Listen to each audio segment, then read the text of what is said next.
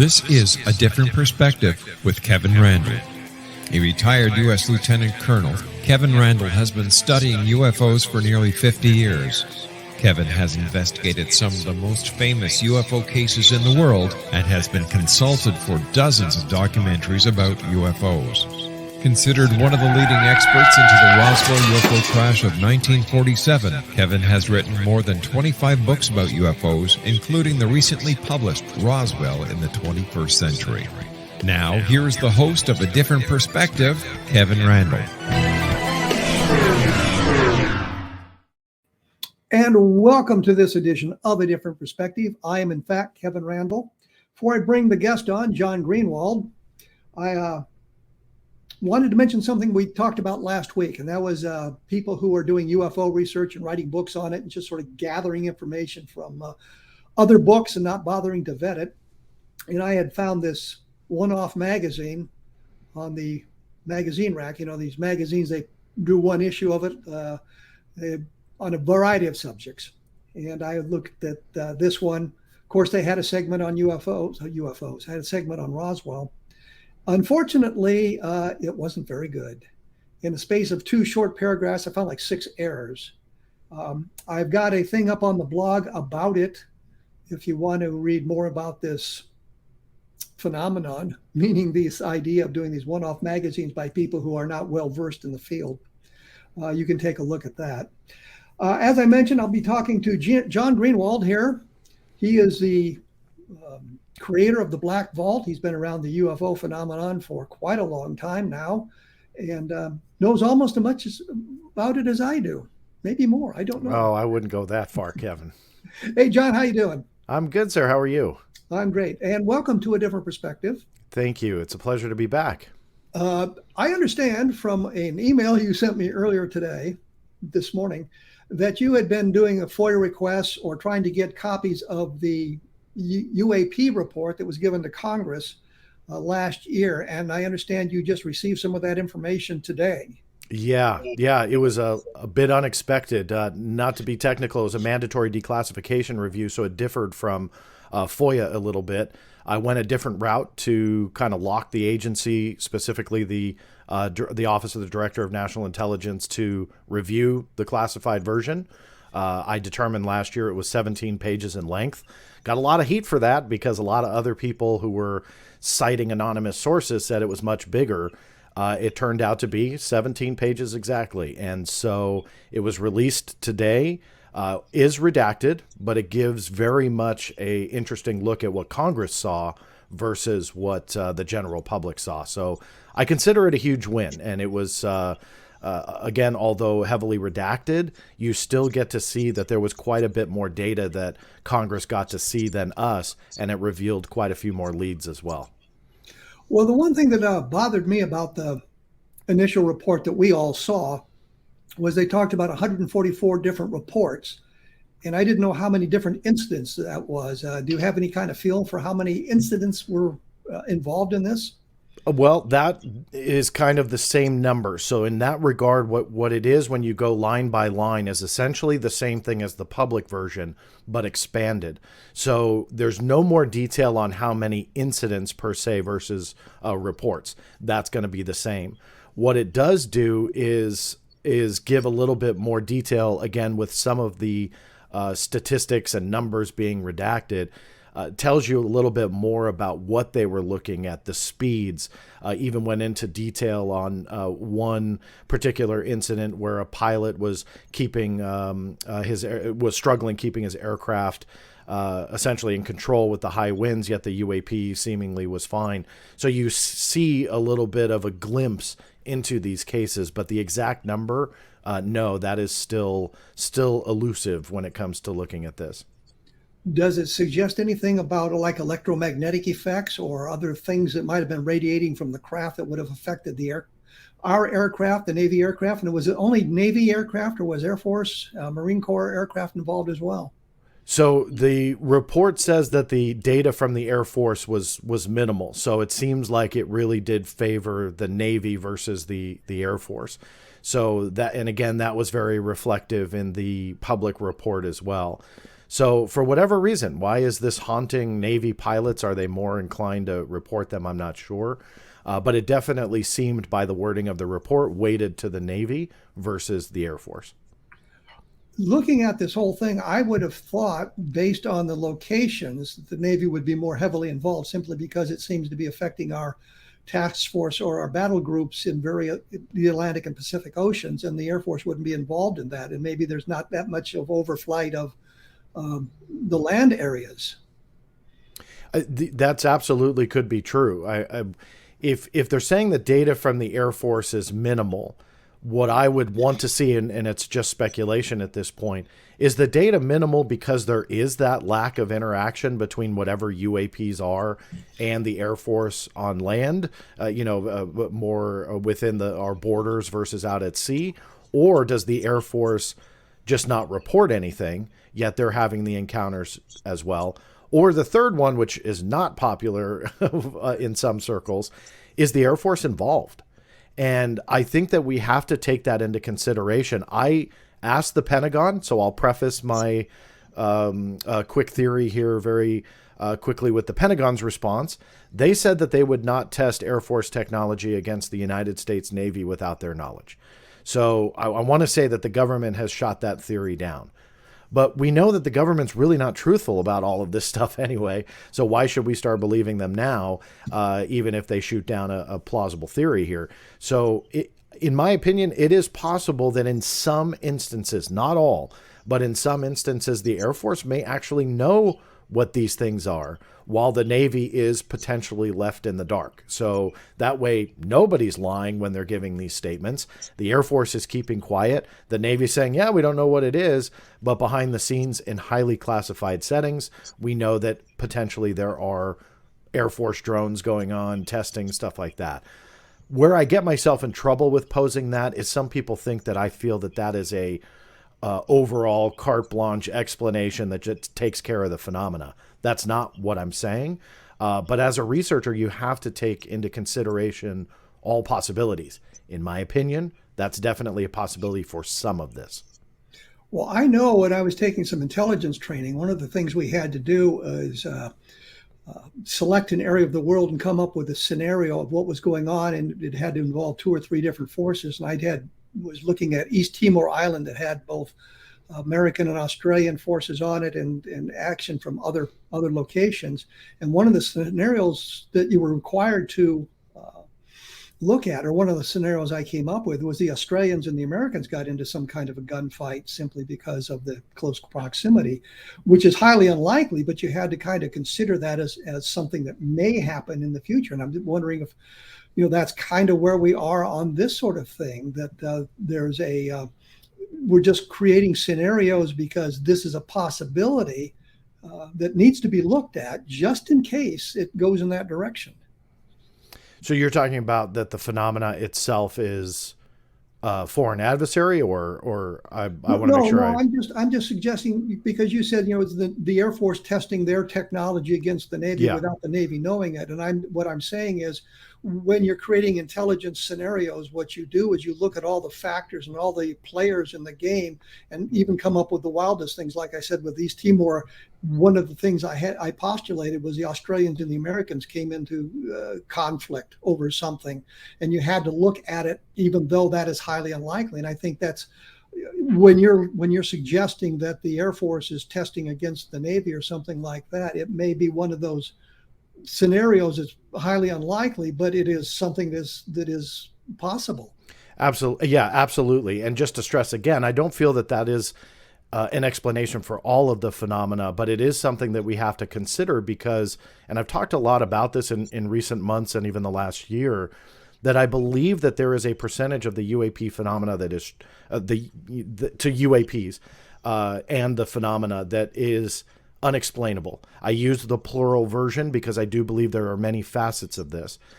And with that being said, I believe that now UAPs are being used as a counterintelligence tool, that I think that in the grander scheme, they can hide that technology, hide the classified tech, entangle it with the true smaller portion or percentage of this that remains unidentified, and just muddy the waters and just keep it muddy where we're questioning what is going on. You know, one of the more famous incidents that's bantered about right now is the 2004 Nimitz encounter. It's bantered about quite considerably, maybe even to death, because we don't really have any answers other than it was a big event. We have a FLIR camera footage that is leaked out, but then eventually got officially released. So we have some kind of evidence around it. But one of the witnesses said that the Air Force, and the witness was from the Navy, that the Air Force came in and took the data from their ship. So why would the Air Force, number one, be there, but number two, be interested in the data? Why wouldn't the Navy just confiscate it if they needed to for whatever reason? So there are these hints of Air Force involvement in UAP encounters that is not explained. So a lot of people take that as, aha, aliens showed up on the scope, so they came in and they took the data. Well, why would the Air Force have to do that? And on top of it, Navy personnel, if they capture something strange, can't just go on the internet and start blasting it out there. I mean, they have security oaths, NDAs, whatever it might be, but that pertains to this particular incident. But regardless, they just can't take the data and go post it out there. I've interviewed a lot of present, current military, serving military men and women over the years, not only about UFOs, but producing for television. And you got to go through a lot of hoops for them to even talk about their experience, let alone taking data from, a ship like that or captured by technology or even captured by classified technology and putting it out there into the cosmos. So I think, John, let me interrupt here because we're going to have to take a break. Yeah, no problem. Your website's blackvault.com. Theblackvault.com, correct, yeah. Okay, we'll be back right after this with John Greenewald, and we'll continue our discussion then. So please stick around.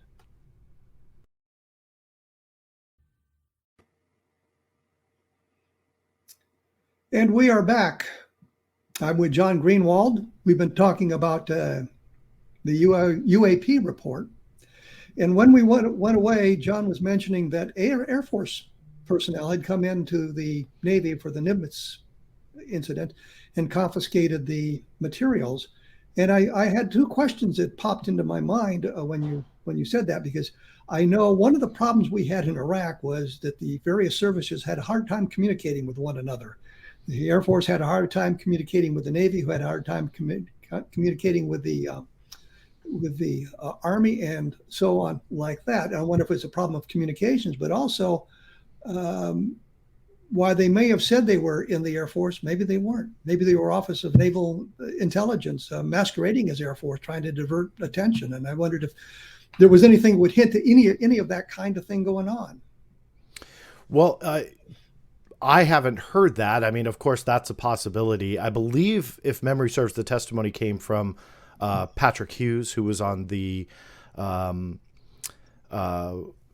was part of the Nimitz fleet. So I don't think that there was any masquerading or even hint at that, but I wasn't there. So definitely a possibility. I just feel that he was fairly confident that it was the Air Force that came into where he was to take the data bricks away. Would it been a assumption by him? Were the guys in uniform? Were they in civilian clothing? And he just assumed they were Air Force, because we all know the Air Force is very interested in UFOs. Yeah, I don't want to speak for him, but from what I remember from his testimony, they were in uniform. Well, that really doesn't eliminate the problem. Yeah. They could be masquerading as Air Force anyway. But it was just one of the things I thought of as well. And I know a number of people have said over the years, we don't spend a lot of time looking at the Navy and what they may have been investigating about UFOs and that sort of thing. Have you come across much with the Navy prior to 2004 that was involved in investigation of UFOs?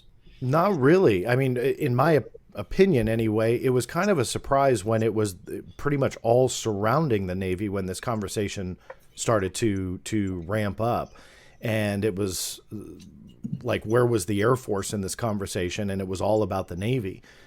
It was the Navy and O&I, the Office of Naval Intelligence, that led the task force effort, the UAP task force. So we know that there's a much more involvement when it comes to the Navy than it does the U.S. Air Force. So was there something in between, the Project Blue Book and kind of this present day effort? I never really saw anything. On the contrary, I saw evidence that the Air Force was investigating UFOs through something called Air Force Instruction 10-206. And that was an Air Force instruction, a current present day at the time, but present day into the 2000s publication, heavily edited, active. So it wasn't like this kind of stagnant publication that was forgotten about. I was able to prove over the years that it was actively updated, but in there was how to report UFOs, and that was instructed to all Air Force pilots. So with that said, it just seemed like in that interim between Blue Book and now, the Air Force had arguably more involvement, and yet they claim they didn't collect anything through that Air Force instruction. And then all of a sudden the Navy pops out, and they're filming these things with their FLIR cameras, and the videos are leaking out, and pilots are starting to talk to the New York Times. So after 2017, that really changed. And it also seemed like the Navy was surprisingly transparent through about 2018 and 2019. And the reason I say that was that I was able to get them to go on the record for the very first time ever in this conversation, this present day conversation, where they acknowledged that those videos that had leaked out were considered unidentified aerial phenomena, that they had no idea what they were. Prior to that, the DoD wouldn't touch them. So it seemed like the Navy wanted to talk. And after that story broke, it was around September 11th, 2019, I believe it was. After that, it just went viral. And after that, the DoD kind of swallowed up any and every inquiry from the general public and the mainstream media that if you were to ask, it went to one person. And it didn't matter if you sent a question to the Air Force, the Navy, the Defense Intelligence Agency, or the DoD. They all went to one specific person inside the Pentagon. Her name is Susan Goff. And that was it. Like, it was like pulling teeth to get any type of statement whatsoever. So when you look at that, you look at the Navy, they were wanting to talk. I felt that they wanted more information out. The spokesperson, Joseph Gradisher, who was the one attributed to the statement that I got, he went on and did some other statements to mainstream outlets who were double checking what I had published.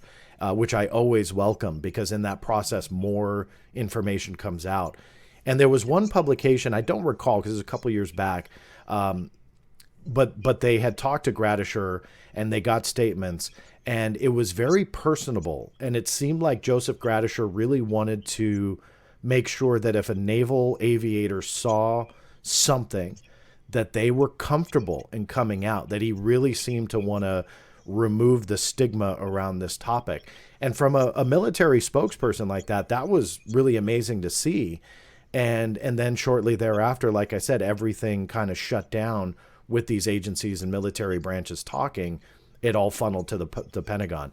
And she's still there, Susan Goff. I still periodically talk to her and try and extract whatever information I can. But the level of secrecy on this, I believe, has definitely deepened here in the last year or two,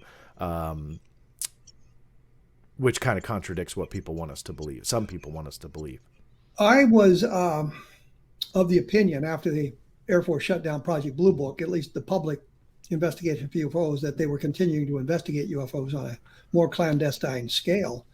And of course, I think Robert Todd discovered Project, or I should say Moondust, which seems to be an investigation, at least an collection activity on UFO material that was run from a number of different governmental agencies, including the Department of State. I noticed in the Project Blue Book files, there were a couple of reports labeled as Moondust. Not very good reports, but were labeled Moondust, which I think is the important point.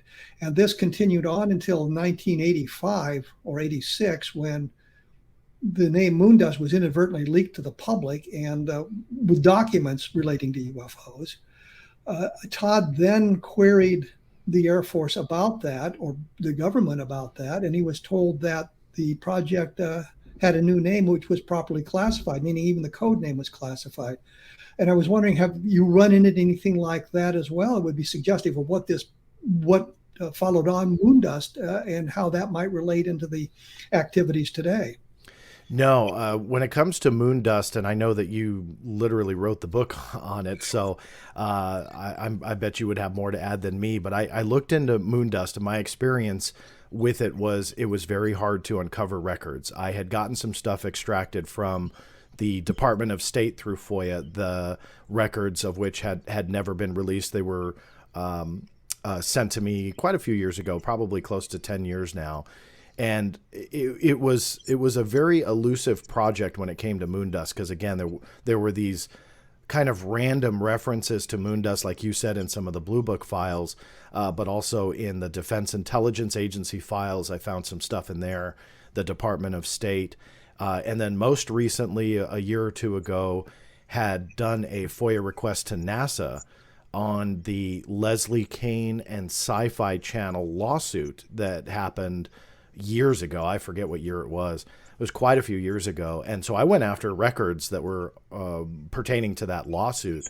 And surprisingly, within that, there were a lot of moon dust files too, that I had never seen before. You may have seen them, but they somehow got into the evidence that was submitted during that case, probably through Leslie Kean's connection and research. And then it was submitted to NASA, and there they sat. So it was kind of nice to see some of those documents come out as well. But long-winded way of saying moon dust is just very hard to get records on.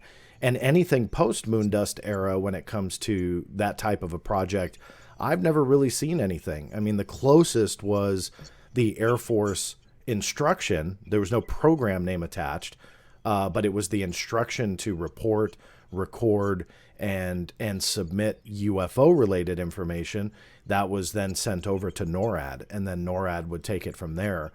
And that was it. That was all I ever found when it came to the Air Force and what their investigation angles were. Well, I have just completed a book. I actually completed last fall a book that updated the moon dust material that I had published before. I wanted to just call it moon dust, but the publisher wanted to keep the name Project Moon Dust. I think it was Brad Sparks had ignited kind of a firestorm by saying there was never a Project Moon Dust. And by looking at the materials carefully, it turns out that it really is more of a code word. And if you had an incident that fell under the auspices of moon dust, you would appoint a project officer to supervise the investigation, but there was really no Project Moon Dust per se. It was a code word. And there was some documentation that they were attempting to, around 1960, 61, to consolidate that information into some kind of a project. But I suspect where we were on that was moon dust was merely the code word for the material. And it would have been a code word applied by all the various branches of government if they had something that related to moon dust activity, but it was clearly UFO related.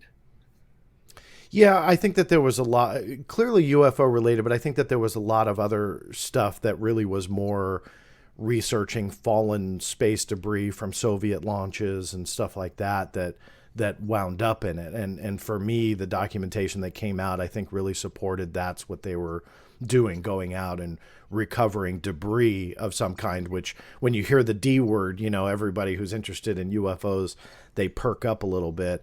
But I think that when you look at the photographs in the files that have survived, it really does look like there are, fuel, like the fuel canisters and stuff like that, that just burn up in the atmosphere and fall back to Earth in random places. It wasn't just in the United States. They had files that were South America that they would recover these objects. I recall off the top of my head, there was one where there was a sphere that burned for like 3 days, according to the report. So very interesting and intriguing, but I think that it was much more angled towards that again, Soviet space debris coming back and us going out and capturing that technology and essentially looking at it and saying, hey, what's this?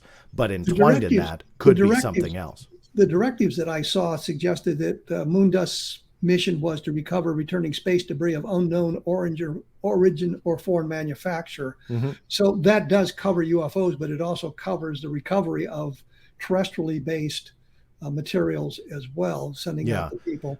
We're going to have to take another break here, John. I see by the clock on the wall. We will be back right after this, and I'll be talking with John Greenewald more about UFOs and what's going on in the world of the government. So please stick around.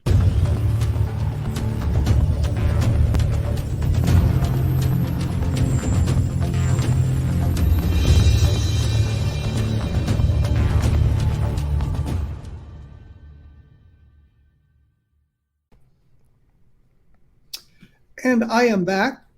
I'm with John Greenewald, he in his studio, me in mine, such as it is. We were talking about Project Moondust, and I think the point that comes out of that is that the Air Force, of course, claimed they ended their UFO investigations in 1969 with the end of Project Blue Book. But I think that we all understand that an Air Force mission is to guard our skies against foreign intruders, whomever they may be. And so that if there are alien spacecraft flying around, it's the Air Force mission to intercept those craft and make sure that they are not up to any nefarious purposes. So when they deny any interest in UFOs, I think that is kind of a conundrum because that is part of their mission. But John, you were saying that, and I think we need to expand on a little bit, is that Moondust explored more than just UFO materials. It was looking for recovery of foreign materials and that sort of thing. And I there was a number of cases that have been released that suggest that. Did you find anything, or have you seen anything that suggested the recovery of materials that would be of UFO origin? Not anything that they released. No, I mean, I would say unknown origin is a safe caveat to, or a safe label on this. But when you talk about UFO related, I don't think there was any documents that drew that line. But with a scope like this, if there were UFO fragments, debris, something like that, it would have wound up in these files. What was always intriguing to me, and I'm not sure if you'd agree with this or not, was the elusiveness of the Moondust files, whether it was an actual project or code name. To me, it doesn't matter in the sense that when looking for those files, they just seem to be really hard to find.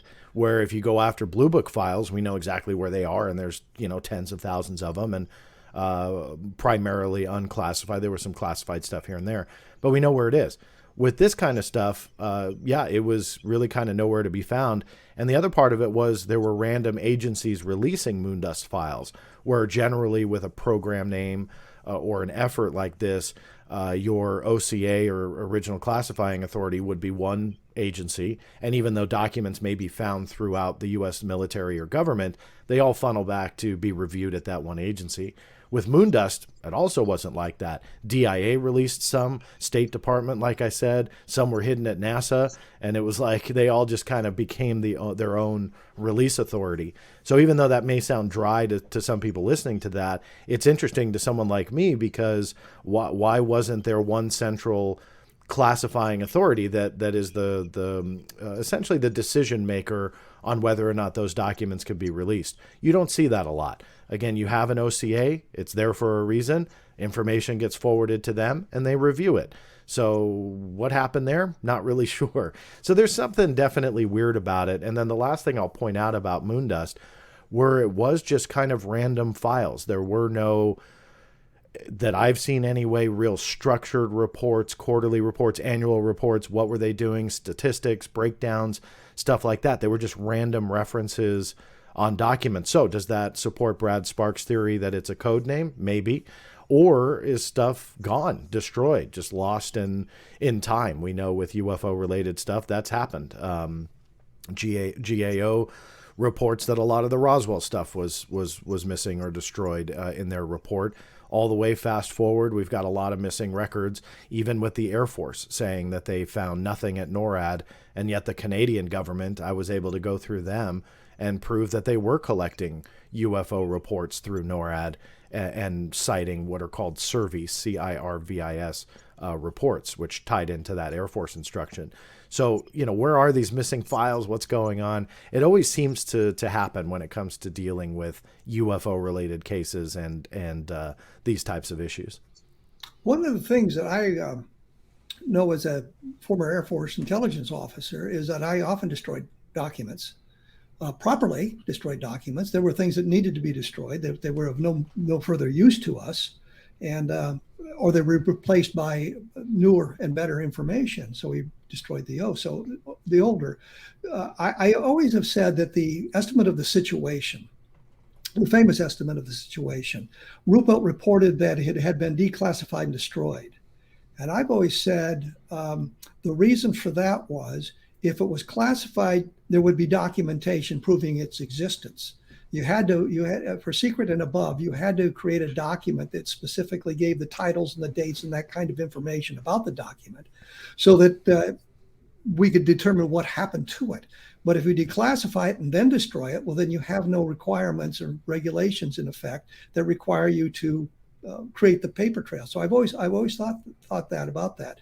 But the thing that you said, I think, does argue for Brad Sparks' theory that it's a code name as opposed to an actual project, is the diversity of the organizations involved in the collecting the data and the diversity in the organization reports about what they collected. And that would be suggestive of it being something used as we have a unknown object here, whatever it may be. It comes under the auspices of moon dust, and we forward the report based on how we normally write those reports. So I think it does argue for Brad Sparks' theory that there is no moon dust project, but there is a moon dust code word because there was no headquarters that collected the information, which is kind of the same thing that you were saying. Yeah.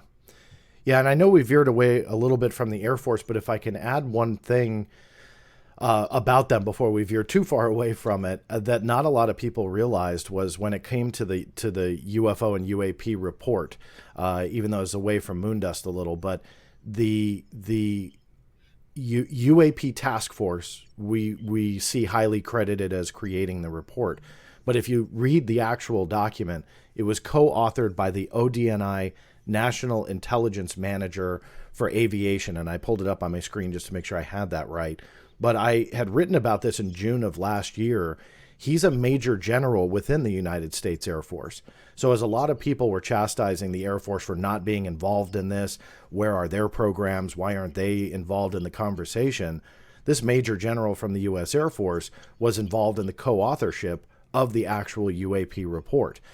In the classified version as well, his contribution and co-authorship was not removed at all. So we can safely say that the U.S. Air Force did have some kind of hand in this report, which to me indicates there's more to the story in what they're doing when it comes to UAPs. Because in my opinion, even though he was within ODNI, and it was an ODNI report, so that part at least makes sense, he is a major general within the U.S. Air Force. So for me, I think that there is much more involvement by the Air Force nowadays than we're led to believe. So whether or not that goes into the continuation of some kind of moon dust project or code name or whatever it was, and it continued at a classified level up until today's conversation, I'm not sure. But regardless, his contribution, I think, is definitely of note.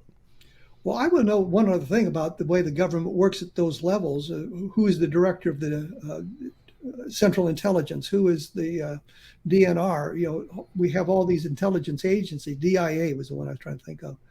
And there's often an officer of high rank, but is not necessarily branch specific, meaning it doesn't have to be an Air Force officer, a naval officer, an Army officer. It can be any one of the three. Or even a Marine officer. I probably shouldn't say it quite that way, but a Marine officer as well, which is suggestive of the allegiance of the major general involved in this document may not be to the Air Force, but to this specific office that he's working in. Yeah, within ODNI, and I would not argue that at all. But I think, though, with his contribution and his credit as a co-author of this report and preparing it, it does beg the question, you know, what type of connections is he pulling in from the Air Force side into this report? Or if he's got none and nothing to add, why be the co-author of it? Why prepare it with the UAP task force? Why not just have it as the task force, as a product of the task force solely? So in my opinion, he was brought in for a reason. I don't read this that he was a reviewer. Because I can kind of channel my inner Kevin Randle that you might come in and say that maybe he was just the reviewing side of it. I don't see that was part of it. I think OD&I pulled him in for a reason, and I'm curious what that contribution from the Air Force side was. Again, it's all speculation, but it's, I think, an interesting connection from a military branch that's been very mum on the topic. What do you expect to happen in the future with all of this going on? I mean, they talk about transparency, but we don't seem to have a lot of that transparency. Do you see where the thing is going? Yeah, I see. I'm not sure who you mean by they talk about transparency. Are you talking about the government and politicians? I'm thinking some of the people involved in the research were saying it's going to be a complete, open, transparent investigation into UFOs and that sort of thing. I thought a lot of it came out of Congress, but I don't really see that when we look into the bureaucracy of the whole thing. It seems that there's more attempts to keep it classified and keep it out of the hands of the public. But there was a talk by the Congress that they wanted more transparency in the investigation of the UFOs or the UAPs. Sure. Yeah, no, that conversation from Congress has definitely taken place. But what Congress says and what they actually get and or really want are two wildly different things usually. So what is the definition of transparency? A public report like the June one from last year? Is that transparency? In my opinion, not really, but it's still good. It's still beneficial. We still are getting information. So that's something. But what I was able to prove today is that Congress is getting a lot more. They're getting more details. One of the interesting revelations from the classified report, albeit it's redacted, is a table of the shapes of UAPs that are being seen. So Congress is being briefed about what these shapes are. Are they saucer? Are they tic-tac? Do they have quadcopter-like appearances and they're just drones? We don't really know. But for whatever reason, they redacted each and every shape, so we don't really know what they're actually encountering. But when you do kind of digest what those redactions indicate, there's a lot more data here. John, let me interrupt here because we're going to have Sure. to break away once again. Keep having to interrupt you. That's I okay. will point out that one of the earliest reports done by the military was of shapes, and that goes back to 1947, 1948. As I say, I'm talking here with John Greenewald. We're trying to figure out what's going on in the world of UFOs or UAPs in today's environment, and we will be back right after this. So please stick around. And we're back once again. John, before we slipped into the commercial zone, you were talking about the report having a chart of shapes, but they were all redacted, so we don't know what they were. Correct. And I had mentioned that there was a report, I think it was part of one of the earlier reports in 1948 about had shapes of UFOs in it and that sort of thing. I've also noticed recently the trend for the shapes to be more triangular. A lot of triangles being reported, very few saucers being reported. Circular, I guess, comes up and blobs of light. You have any observations or anything that can give us a clue as to what really is going on in that kind of a arena? No, what I was interested in though by this redaction, again, even though it is redacted, I pulled it up here on my screen so I can kind of explain it verbally to you, but it is about a full page for the common shapes and what they call less common shapes. And there's enough redaction, in my opinion, to show a wide range of shapes. It doesn't indicate that it's just one shape, but rather quite a few. That to me is intriguing. I mean, I know it's a black box and it's redacted, but they have nearly, again, a full page of shapes. And how many would that be? I will be appealing this. I have not filed yet because this is literally hot off the press here on obtaining it about an hour or 2 hours after before we recorded. But that said, I'm going to appeal because I think there's a case to be made that you can't classify or exempt a shape if it's non-identifying. So again, I don't want to get too boring here with legal jargon, but in essence, if they truly don't know what these things are, and they are literally just putting shapes or diagrams on a report, I don't see a strong case to classify that. If there was Russian writing on the side, if there was a clear shape that indicated a certain model drone or something from either an adversary or our own tech, okay, they can put up a case for that. But the way that this is written, it just seems very generic, and I don't see that they can get away with it. So I am going after it, but I think, again, it's very interesting to see that there is a parallel of those Project Blue Book era reports and breakdowns of shapes then. It is indicative here in pretty much the same fashion in the classified version. This was not part of the public report. So there was no indicator that there was even a table of shapes in the public report. So this is all new. So not to beat the dead horse, again, heavily redacted. So if anybody pulls this up, they're going to see a big black box with the header common shapes, and then underneath that less common / irregular shapes. But that's intriguing, because if you're talking about adversarial drones or that type of technology, in my opinion, you wouldn't have a full table breakdown of those shapes.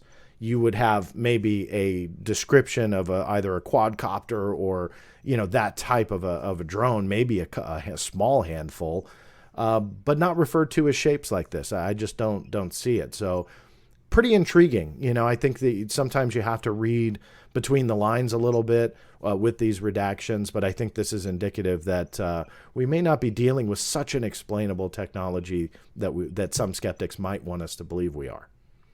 Well, I would point out, and I hate to invoke the name of Philip Klass, but he told me an intriguing story, obviously a number of years ago, that Aviation Week and Space Technology photographer was at the Paris Air Show, which is a big deal for those of you who don't know.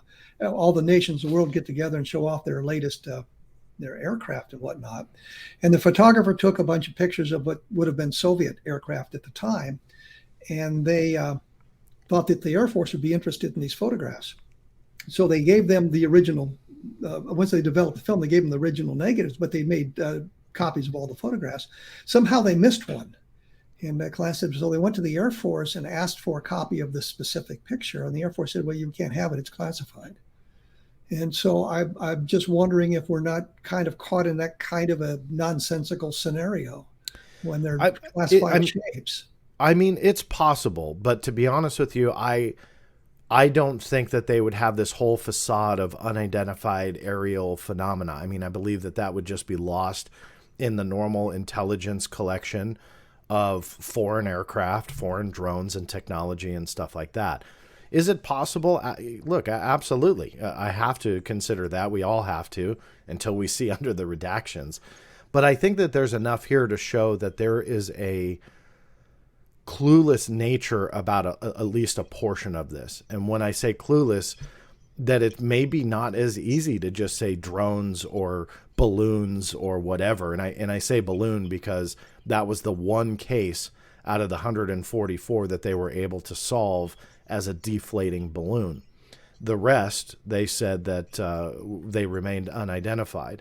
So if 143 cases allowed them to create diagrams and table breakdowns of the different shapes, I think that this isn't an easy explanation. And that's pure speculation on my part because I'm looking at a black box.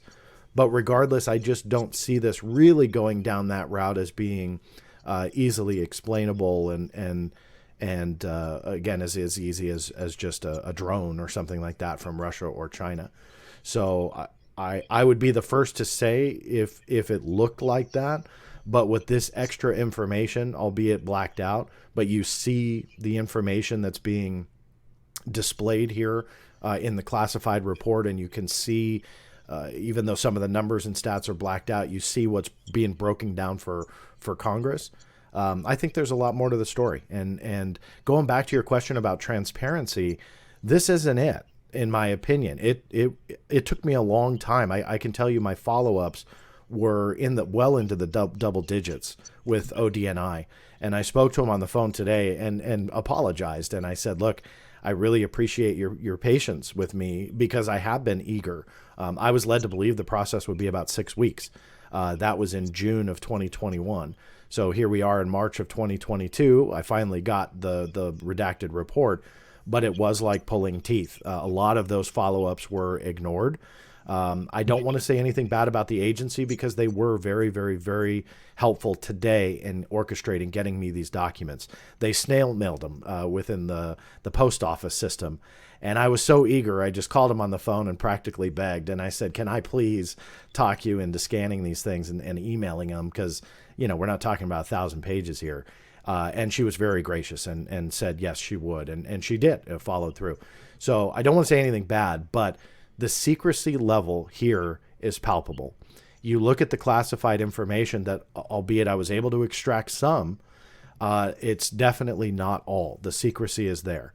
And well, let me interrupt because I'm running out of time here, and I do have a question. Are we moving closer to disclosure? That's the big thing that people are talking about. Disclosure. I don't think we are. Apparently, you don't either. No, and I was never hopeful of that. We have to deal in reality. The one last thing that I'll point out to you that ties into your question is late last year, I was able to get what's called the Security Classification Guide, or SCG, on UAPs. And although this was created during the era of the task force, so it's about 2 years old, regardless, the secrecy is the same. And it showed irrefutably that all UFO and UAP information that comes in is going to be automatically classified at secret or top secret levels, 100% of it. And the majority of the guide itself remained classified and redacted. The secrecy, in my opinion, is deeper now than it was 10 years ago on UFOs. And I think that the information that comes in, when it's automatically classified and they don't want to talk about it, that's not a road to disclosure. That is a one-way ticket to secrecy. And even though I will continue to do what I do, and I'll try and extract the information that I do and fight, it's going to be a fight. And that is not in a definition of any transparency in my book. Well, I know Christopher Mellon came out just a week ago and said that all the information is going to be born classified. Yeah. So that to me didn't suggest disclosure was on the horizon, although a lot of people in the UFO community seem to believe that it is. I don't know where that comes from. And it may root to Mr. Luis Elizondo, who has talked a lot about how we're in this new transparent world. But again, it really kind of comes down to the definition of transparency. If you're talking about that the government is acknowledging looking into UFOs and UAPs, well, okay, I can agree with that. Public reports, great.